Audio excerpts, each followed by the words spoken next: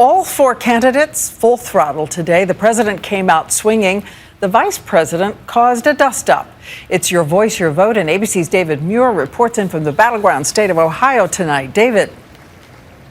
That's right, Diane. We're in Ohio, where Mitt Romney will speak a short time from now. You can see the crowd gathered here behind me. Mitt Romney, his new running mate, Paul Ryan, out on the trail today. The president and the vice president, Joe Biden, out too. And what they said, some argued, turned personal today.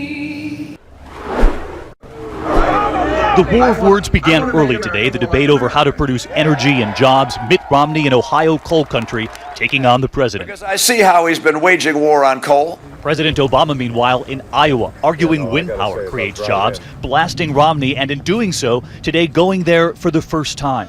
Talking about that story that's followed Mitt Romney when he strapped the family dog to the roof of the car while driving the family on vacation. That's what he said about wind power. You can't drive a car with a windmill on it. Now, I don't know if he's actually tried that. I know he's had other things on his car. The president, in fact, bringing up the story of the dog again late today.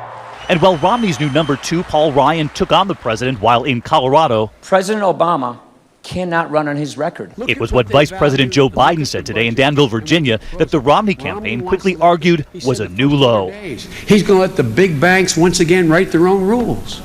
Unchain Wall Street.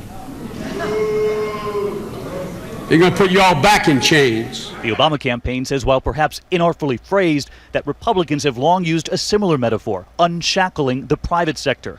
The Romney campaign saying we now know the president is willing to say Romney wants to put people back in chains. As their every word is now dissected, we've now learned a Republican who doesn't mince words will give the keynote at the Republican convention. The coveted role going to New Jersey Governor Chris Christie. Which Christie will we see? The bold. Bring our country together. Stop dividing it, Mr. President. Or the bombastic.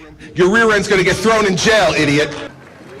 Chris Christie reportedly saying he's already working on the fourth draft of that speech at the convention, Diane. And I wanted to give you an idea of the crowd that's gathered here in Ohio tonight over my shoulder. And the crowds have begun to swell, particularly since the announcement of this new running mate, both on the Republican side, Diane, and on the Democratic side for the president and the vice president, showing a divided electorate and one that's now getting very engaged in this presidential race, Diane. All right, they are turning out in Ohio. Thanks so much, David.